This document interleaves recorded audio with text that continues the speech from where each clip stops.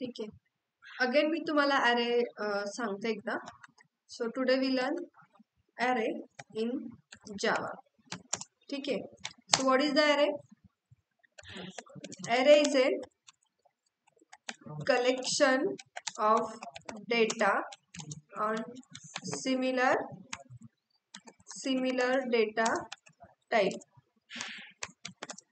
It's called array. ठीक है. So array have 3 types of array. First one dimensional array. ठीक है. One dimensional अरे, टू डायमेन्शनल अरे. ह्यालाच आपण काय बोलणार आहोत? 2D अरे. आणि मग मल्टी डायमेन्शनल अरे. ठीक आहे. ठीक आहे. सो फर्स्ट बघूयात आपण वन डायमेन्शनल अरे.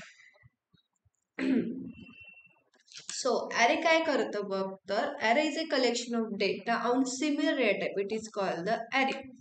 म्हणजे फॉर एक्झाम्पल जर मी इंट डेटा टाइप घेतला, ठीक आहे, तर ह्या इंट मध्ये तुम्ही 1000 ऑफ नंबर घ्या, 10,000 ऑफ नंबर घ्या, पण ते कसे येतील?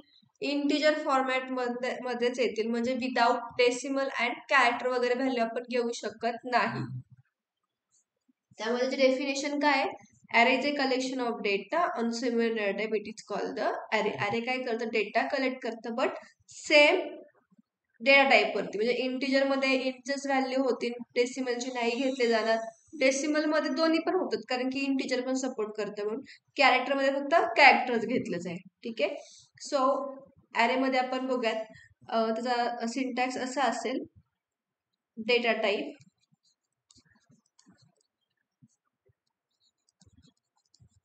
अरे नेम आणि size. Okay. So for example me int घेते, अरेचं नेम घेतलं ARR. तुम्ही काही घेऊ शकता. आणि आपण इथं डिफाईन काय करणार? Square bracket. नो, अरेचे आपण काय केलं? इथं डिफाईन केले अरे डिनोमिनेटेड बाय स्क्वेअर ब्रॅकेट. अरे कशाने डिनोमिनेट होतं? Square bracket. This is the अरे. मग तुम्ही याला काही पण नाव देऊ शकता. ए द्या, बी द्या, ARR द्या, वॉट एव्हर. पण अरे कशाने डिनोमिनेट होतो? Actually square bracket. मग जावा मध्ये आपण न्यू ह्या कीवर्डनी काय करतो? अरे डिक्लेअर करतो. सी मध्ये डिरेक्टली एवढंच डिफाईन करतो आपण अरेचं, पण जावा मध्ये आपण न्यू ह्या कीवर्डनी काय करणार आहोत? डिफाईन करणार आहोत. ठीक आहे. सो मग मी इथे परत इंट साईज देते, आणि इथे त्याची तुम्हाला जी काही साईज द्यायचं असेल ते इथे आपण डेटा टाइप डिफाईन केला, आणि त्याची इथे साईज डिफाईन केली, 10 साईज. इन जावा आपण जर 10 साईज डिक्लेअर केली तर आपण 10च व्हॅल्यू घेऊ शकतो. त्यापेक्षा जास्त व्हॅल्यू घेऊ शकत नाही. कमी घेतलं तरी चालतील, पण त्याच्यापेक्षा जास्त व्हॅल्यू घेऊ शकत नाही. ठीक आहे. सो त्याचं आपण एक एक्झाम्पल बघूयात आता.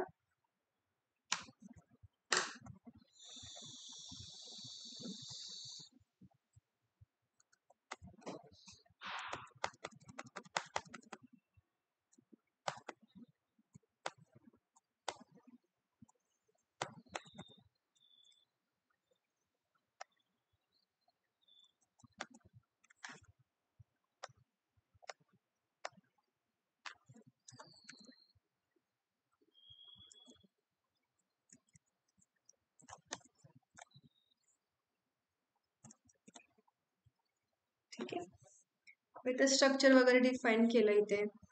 देन पब्लिक स्टॅटिक डिफाईन केलं. अरे आपण इथे डिफाईन केलंय. ठीक आहे. इंट घेतलं, त्याच्यामध्ये मी आय पण डिक्लेअर केला, आणि अरे असं आपण डिनोमिनेट केलं, म्हणजे डिक्लेअर केलं इथे अरे आपण. ठीक आहे. आणि ते एन आणि सब इक्वल जर लागलं असतं घेऊया आपण. स्कॅनर डिफाईन केलं इथे, बिकॉज ऑफ आपल्याला युजरकडून त्याची साईज वगैरे घ्यायची, डेटा युजरकडूनच घ्यायचा आहे. एन मध्ये एंटर अरे लिमिट. भलेही तुमची साईज अरे इंडेक्स स्टार्ट होते 0 पासून ना, अरेची इंडेक्स व्हॅल्यू स्टार्ट कुठून होते? 0. ठीक आहे. इंडेक्स स्पेलिंग तर बापरे. 0 1 2 3 4 5 6 7 8 9. किती ब्लॉक येते आपल्या ऍक्च्युअल मध्ये? 10 आहे, पण 0 पासून स्टार्ट होऊन 9 पर्यंत जाईन ते. मग तुमची 9 साईज आहे, पण त्यात मला व्हॅल्यू किती फिल करायच्या?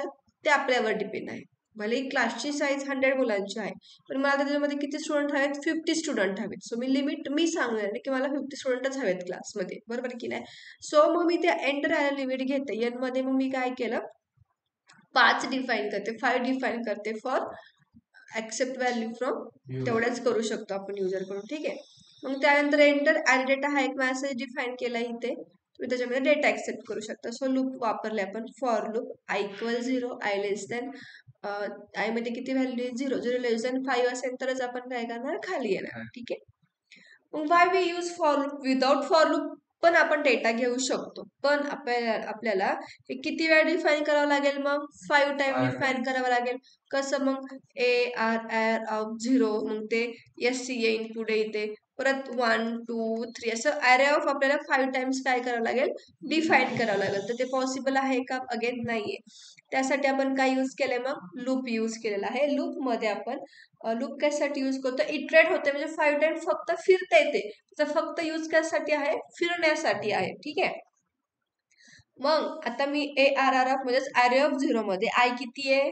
0. सो अरे ऑफ 0 मध्ये मी काय व्हॅल्यू घेते? सपोज युजर कडून 12 ऍक्सेप्ट केली, आपला आय काय झालं आता? 1 झालंय. म्हणजे अरे किती झाला आता आपला? 1 झाला. 1 मध्ये काय व्हॅल्यू ऍक्सेप्ट करूयात आपण? 13. आय आपला 2 झाला, 2 मध्ये व्हॅल्यू घेते मी 19. आय आपला 3 झाला 14. आय आपला 4 झाला, त्याच्यामध्ये किती व्हॅल्यू घेतली मी? 16, ठीक आहे. तर शेवटी आय 5 झाला. 5 लेस दॅन 5 आहे का? नाहीये. लूप मधून आपण बाहेर पडलो. मग अशी कोणीतरी मला क्वेश्चन विचारलं होतं, मॅडम इंडेक्स व्हॅल्यू म्हणजे काय? आपण नंबर वगैरे कसं देणार? It just roll number wise म्हणू शकतो. इंडेक्स स्टार्टिंग फ्रॉम 0च. आता काही ना कळत नसेल तर डिरेक्टली कसं सांगतात? तर एक एक्झाम्पल बघूयात आपण त्याचं. रोल नंबर असतात 1 पासून स्टार्ट होतात, बरोबर आहे की नाही? मग 1 नंबर वरती कोण असेल? रोहन असेल. 2 नंबर वरती प्रसाद असेल. 3 नंबर वरती आर्य असेल. रोल नंबर चेंज होणार आहेत का? नाही. त्याच्यावरची तुम्ही नेम दुसरा क्लास घेतला तर दुसरे नेम येतील मुलांचे, तिसरा क्लास तिसरे नेम येतील मुलांचे, पण रोल नंबर तर 1 पासून स्टार्ट होतात. तसं अरेची इंडेक्स व्हॅल्यू स्टार्ट कुठून होतीये? 0 पासून. तर तुम्ही कुठपर्यंत पण घेऊ शकता, ठीक आहे. मग त्या इंडेक्स व्हॅल्यूवरती तुम्ही नंबर कुठलाही युजर कडून ऍक्सेप्ट करा. 0 वरती मी किती घेतलाय? 12 घेतलाय. 1 वरती 13 घेतलाय. 2 वरती 19 घेतलाय. 3 वरती 14 घेतले. प्रत्येक वेळेस त्यातले नंबर काय होऊ शकतात? चेंज होऊ शकतात. क्लिअर इथपर्यंत? हे फक्त काय केलं? मी युजर कडून ऍक्सेप्ट केलेलं आहे. आता प्रिंट करण्यासाठी अगेन आपण काय करणार आहे? फॉर लूपच यूज करणार आहे प्रिंट करण्यासाठी.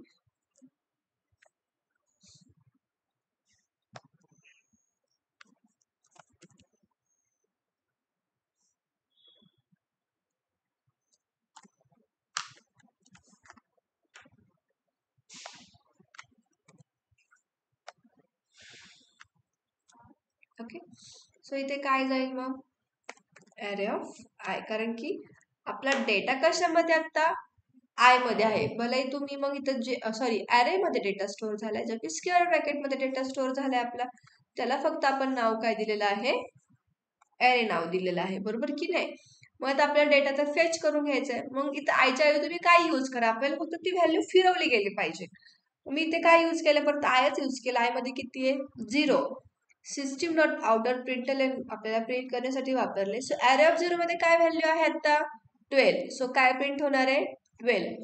आय आपला 1 झाला. 1 मध्ये काय व्हॅल्यू आहे? 30. आय आपला 2 झाला. 2 मध्ये काय आहे? 19 आहे. आय आपला 14 आहे आणि 16 आहे. सो आता मी तुम्हाला नक्की अरेचा यूज कसा आहे तू सांगते. मी तुम्हाला सांगितलं असतं की मुलांना 5 नंबर घ्या. आपण काय केलं असतं मग? A equal 12, B equal 13, C equal 19, D equal 14, E equal 16 घेतलं असतं. पण मला 10 नंबर हवे असेल तर 10 टाइम व्हेरिएबल डिक्लेअर करावे लागले असते. आता मला 1000 स्टुडंटचा डेटा हवाय, तर मला काय करावं लागेल? मग 1000 टाइम व्हेरिएबल डिक्लेअर करावं लागेल. तर ते पॉसिबल आहे का? नाहीये. त्यासाठी आपण काय यूज करतो? मग अरे. अरे काय करतं? जस्ट आपण एका व्हेरिएबल नेमवरती आपण मल्टिपल डेटा काय करू शकतो? घेऊ शकतो. जसं की फॉर एक्झाम्पल आपण एवढा डेटा कशामध्ये घेतलाय? फक्त अरे हा एका व्हेरिएबल वरती घेतलाय. हा डेटा सगळ्या कशामध्ये स्टोअर झाला? या स्क्वेअर ब्रॅकेट मध्ये स्टोअर झाला. तर त्याला आपण इंडेक्स व्हॅल्यू दिली, मग 0 1 2 3 आणि 4. क्लिअर इथपर्यंत? नक्की अरे काय वर्क करतं ते? एक प्रॅक्टिकल करून बघूयात आपण.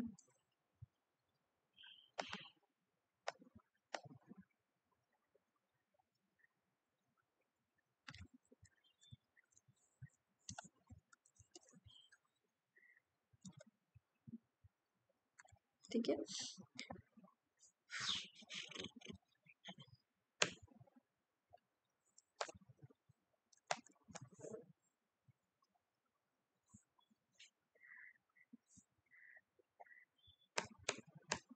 आय थिंक एक एक्स्ट्रा झालं.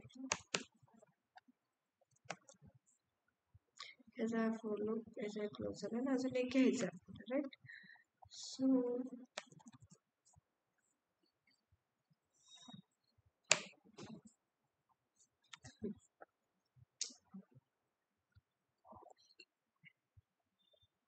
इंट लिमिट 3 घेते. 12 एक्सेप्ट करते 12, 11 आणि 5. युजर पण व्हॅल्यू घेतल्या ना आपण त्या प्रिंट करायचं. पण आपल्याला इंडेक्स व्हॅल्यू पण जर प्रिंट करायचं असेल तर बघूयात कसं घ्यायचं इंडेक्स व्हॅल्यू. मी सांगते तुम्हाला.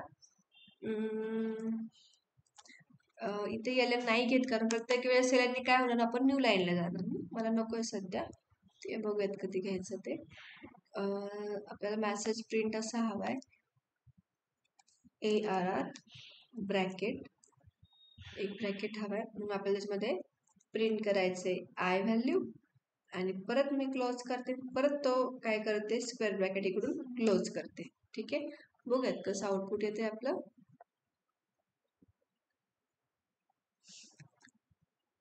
ओके, 11, 12 आणि 16. ॲरे ऑफ 0 मध्ये काय व्हॅल्यू घेतली, 11. ॲरे ऑफ 1 मध्ये 12. ॲरे ऑफ 2 मध्ये आपण 16 व्हॅल्यू घेतली. आता आपल्याला प्रिंट करण्यासाठी पण ते हवे असेल तर मी एक वेगळं सिस्टीम डॉट घेते. ह्याच सिस्टीम मध्ये पण चालून जाईल, काय प्रॉब्लेम नाही. पण आपल्याला प्रति न्यू लाईनला घ्यायचं असेल तर ते हे करावं लागेल. चेक करूयात आपण. मी 3 घेते, 1, 2 and 3. सो अशा पद्धतीने आपला डेटा पण काय झालाय, प्रिंट झालाय. सो नेक्स्ट प्रोग्राम मध्ये आपण बघणार आहोत सम ऑफ ॲरे. ठीक आहे, इथपर्यंत आधी